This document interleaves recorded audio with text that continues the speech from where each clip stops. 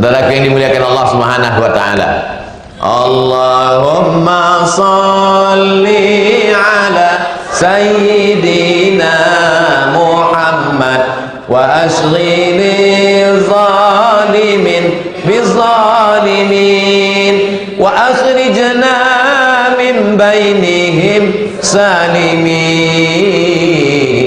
wa ala alihi wa sahbihi ajma'in. Sallallahu rabbuna ala nuril mubin Ahmad al-Mustafa sayyidil mursalin wa ala alihi wa sahbihi ajma'in wa ala alihi wa sahbihi ajma'in.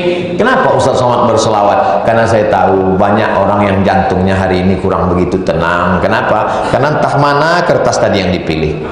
Supaya dewan jurinya tenang, pesertanya juga tenang. Maulaya salli wa sallim daiman abada ala habibika khairil khalqi kullihim Muhammadun sayyidul kaunaini wasaqalain wal fariqaini min arbin wa min ajami. Enaknya kalau kita baca selawat burdah rame-rame, yang nggak hafal nggak ketahuan.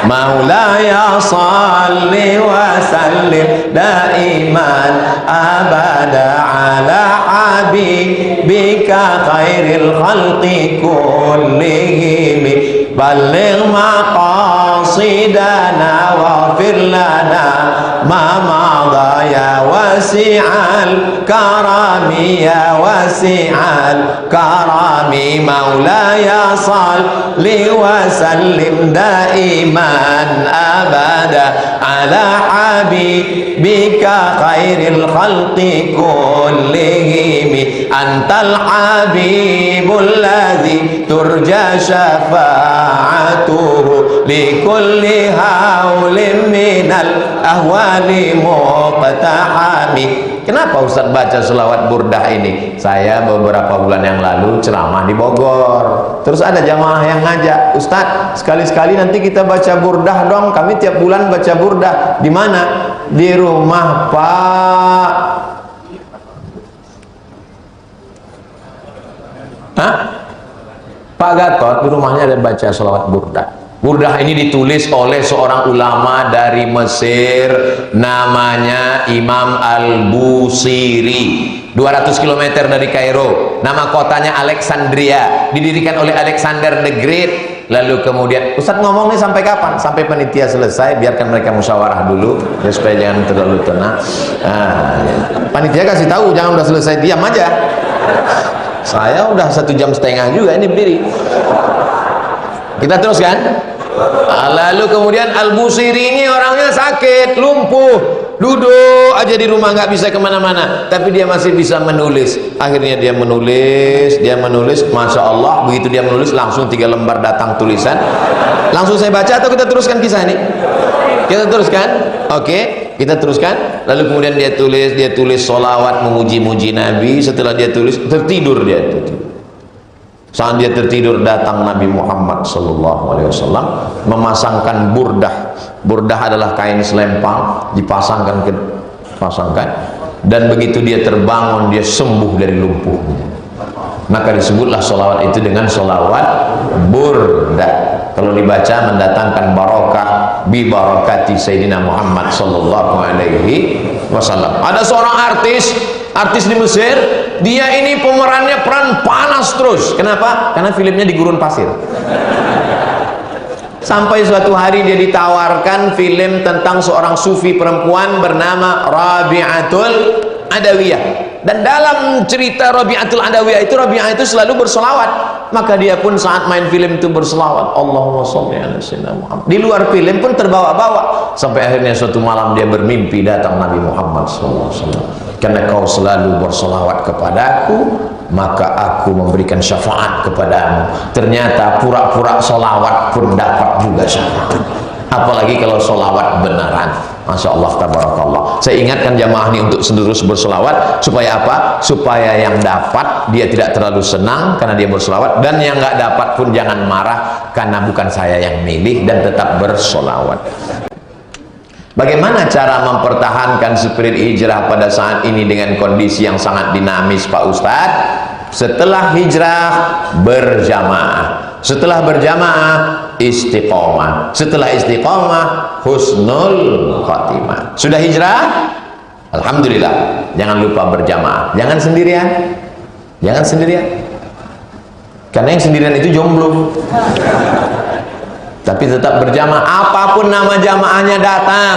Komunitas pejuang subuh, komunitas Al-Azhar, komunitas apapun, berjamaah. Hijrah, berjamaah, istiqomah, pasti husnul khotimah. Itu janji Allah SWT. Allah kalau sudah berjanji, innaka la tukhliful mi'ad. Kalau malam-malam komunitas tiba-tiba datang nelpon, udah sholat tahajud belum? Kamu kok belum pakai celana panjang nutup aurat? Anakmu kok nggak pakai hijab? Jangan marah. Ini sekarang banyak orang kalau ditegur sama komunitas dakwah, urus aja surgamu, jangan urus nerakaku.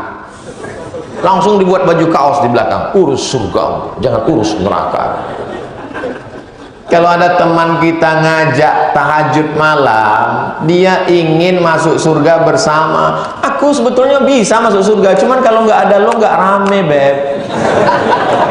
Itu tanda dia sayang. Jangan marah. Saya malah senang sekali kalau ada jamaah WA malam, Ustadz, di tengah malam yang Masya Allah khusyuk ini, aku mendoakan engkau Pak Ustadz. Sebetulnya dia mau ngecek juga, ini Ustadz tahajud apa enggak. Hijrah, berjamaah, istiqomah, husnul khotimah. Nama saya Bapak ada sensornya, dari Makassar, Sulawesi Selatan. Apa upaya kita sebagai dai agar para dukun-dukun bisa hijrah dan bertaubat? Saya berharap kepada dukun-dukun yang sudah hijrah, buatlah komunitas dukun hijrah. Nanti kita buat tabligh akbar bersama, lalu kita bongkar kejahatan dukun-dukun ini. Saya tinggal ceramahnya. Man ataka hinan, siapa yang datang ke dukun, fasaddaqahu bima yaqul, percaya pada omongan dukun, falam tuqbal lahu salatun arba'ina lailah, tak diterima salatnya 40 hari 40 malam. Ketika kecurangan dukun dibocorkan, lalu kemudian customer mulai nggak datang berkurang, mereka nggak nyantet, malah lapor polisi. Emang dukun ini lucu-lucu juga. Kalau memang bisa nyantet, kenapa nggak ente santet? Kenapa lapor? Aduh, capek deh.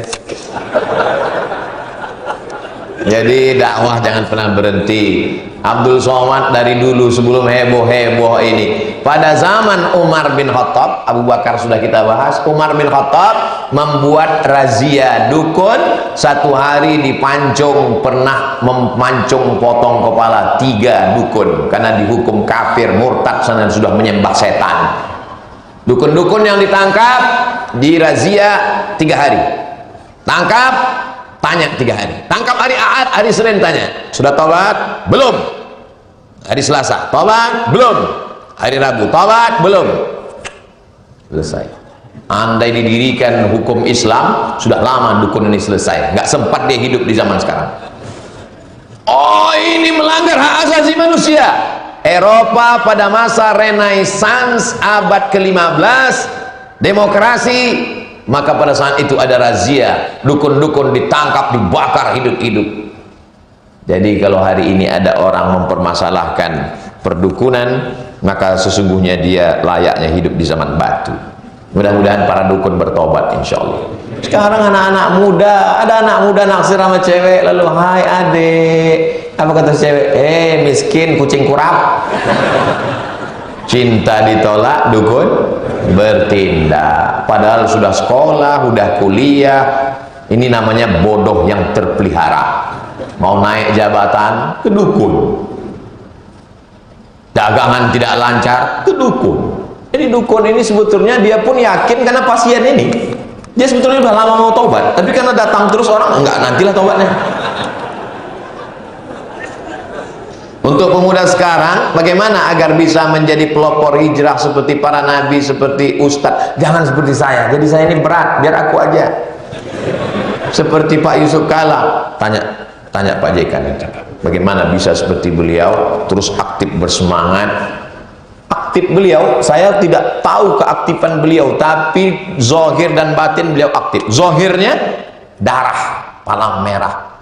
Bayangkan kalau orang sampai nggak punya darah, mati. Batinnya Dewan Masjid Indonesia, zohir dan batin. Saya khawatir kertas ini terpilih nanti, tapi kita serahkan aja sama mereka. Nama Bapak Fulan, menurut data statistik 2022 jumlah penduduk Indonesia untuk laki-laki 133 juta, perempuan 136 juta. Peluang guys, mohon maaf Bu, saya cuma mancing mereka aja. Yang ingin saya tanyakan, kalau jodoh 1:1, perempuan yang lebih banyak 3 juta ini ada jodohnya kah? Banyak sekarang anak-anak muda dinanya, Ustadz, gimana tandanya dia jodoh saya? Apakah jodoh itu takdir? Yang penting ente usaha, ikhtiar, sukses, berhasil. Saya yang nggak seganteng kalian, yang kurus kering hitam begini. Coba kalian lihat itu komen-komen di medsos, di Instagram. Ustadz, jadikan aku yang kedua dong. Ini kalian kalau tetap juga nggak nikah, ini bisa silap saya ini lama-lama. Kok bisa kalian cuma nanya-nanya aja? Action. Tapi jangan mentang-mentang udah ngaji, semangat, spirit hijrah, pulang dari sini langsung tantang petenteng hari Ahad langsung datang. Pak, aku ingin meminang anakmu dengan bismillah. Mohon maaf ya Dek, udah ada yang ingin minang dengan surat Ar-Rahman. Modal bismillah kepedean. Makanya kalau minang anak gadis orang itu jangan sendiri, bawa kiai. Saya aja saya bawa kiai. Kiai yang ngomong, kita tinggal tenang aja. Apa kata Kiai Hasan? Ngomong kata Kiai, kamu yang tablik akbar menggelegar, ngomong. Enggak, Kiai aja saya. Selamat. Bawa Pak JK. Apalagi kalau antum bawa Pak, Masya Allah, beliau jenderal, pasti diterima. Jangan bawa saya. Kalau saya, kalian bawa saya yang diterima.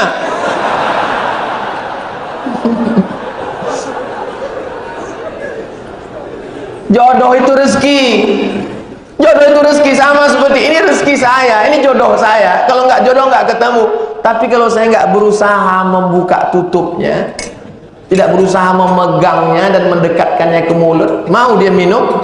Enggak. Alah, itu kan trik Ustadz mau minum. Enggak, saya cuma kasih. Spiritku dalam hijrah kembali menikah, kembali menikah, bukan menikah kembali. Nah, langsung dicoret kata kembali. Setelah suami wafat dengan niat mencari ridha Allah, menjalankan sunnah Rasul. Ini bertanya apa curhat? Bersama seorang imam eksekutif muda yang beriman dan bertakwa. Karena almarhum suami juga insya Allah seorang yang menurut saya seorang eksekutif muda beriman. Mana pertanyaannya nih? Yang ingin saya tanyakan, kelak bersama dengan siapa saya nanti di surga? Pertanyaan ini dijawab 1000 tahun yang lalu oleh Imam Abu Hamid Al-Ghazali, meninggal tahun 505. Nama kitabnya Ihya Ulumuddin, dalam pembahasan tentang akhlak. Kalau ada seorang istri menikah dengan seorang laki-laki, suaminya meninggal, setelah itu dia menikah lagi, nanti di akhirat dengan siapa? Dengan laki-laki yang paling baik akhlaknya. Lalu kalau dia nikah dengan laki-laki yang paling baik akhlaknya nanti di surga, yang satu lagi itu ingin juga dengan dia, maka kalau manusia bisa buat cloning, apalagi innama amruhu iza arada syai'an ayakula lahu kun. Ada surga yang begitu indah, jannatin, taman-taman, tajri min tahtihal anhar, ada taman yang indah mengalir sungai-sungai. Tapi bagi seorang laki-laki yang sudah amat sangat jatuh cinta kepada perempuan, bagi dia sungai tidak indah, taman tidak indah, yang paling indah hanya ainun, kata Habibie. Menetes air mata menonton film itu. Kenapa? Tiketnya mahal.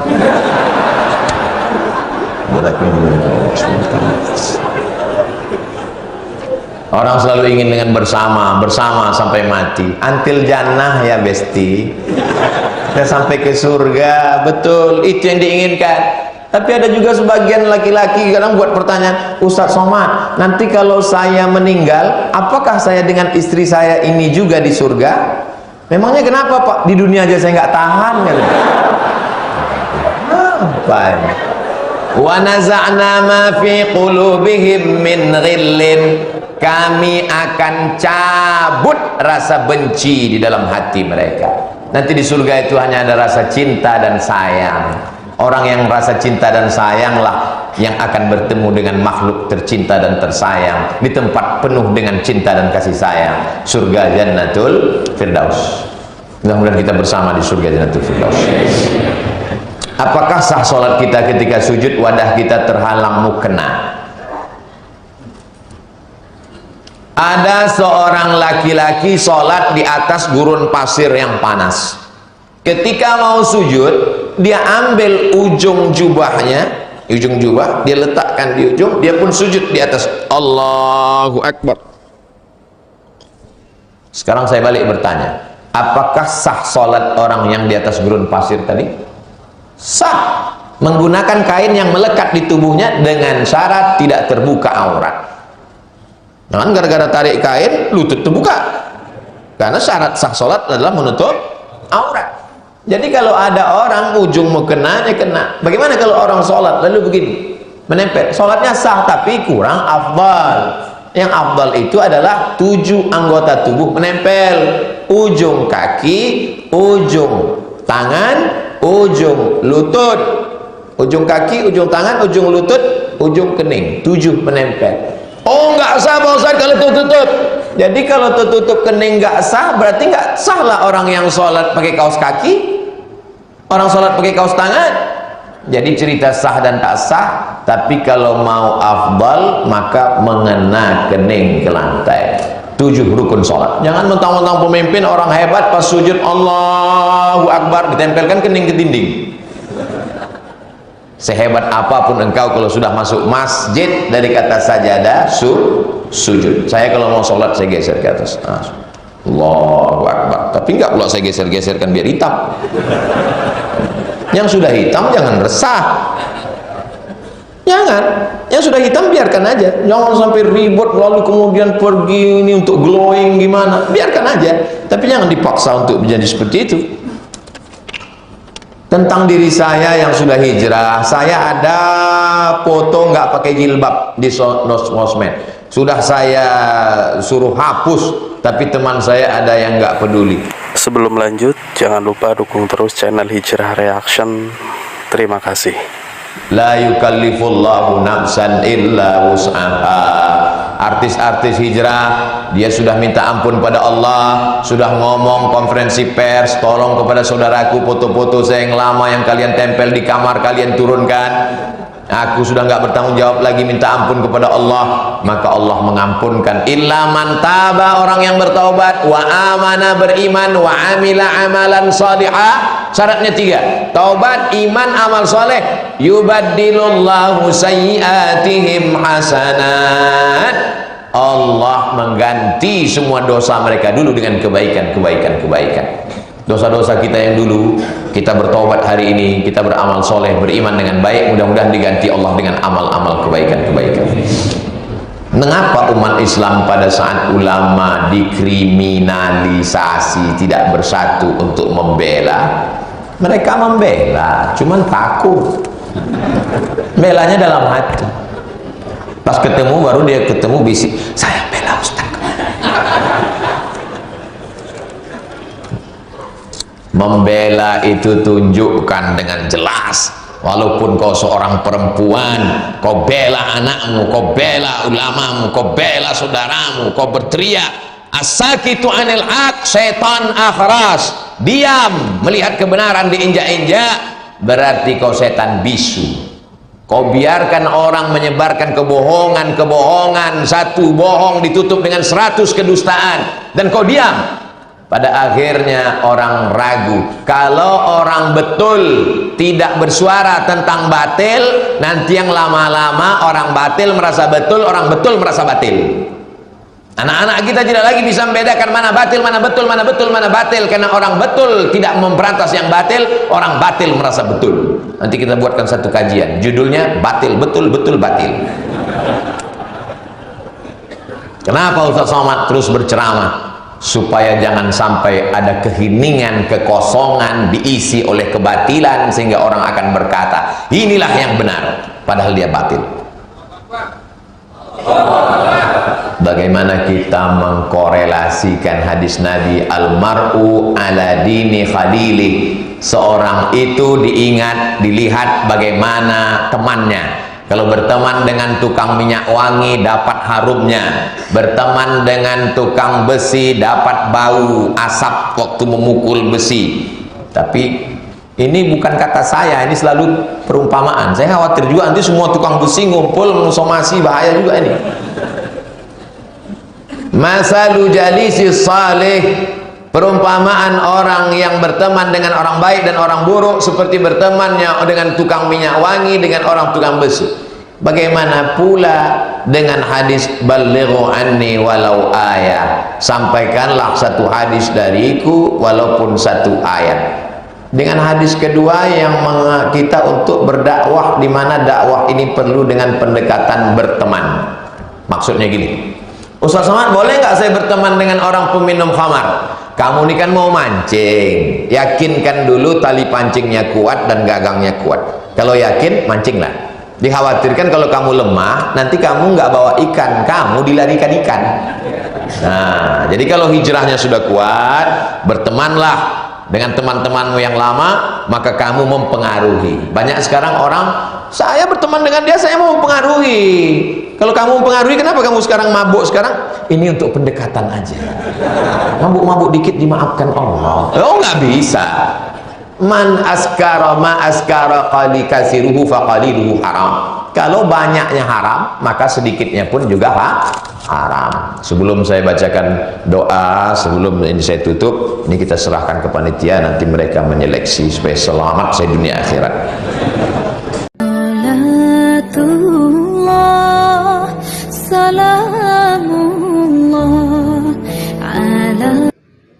Assalamualaikum warahmatullahi wabarakatuh.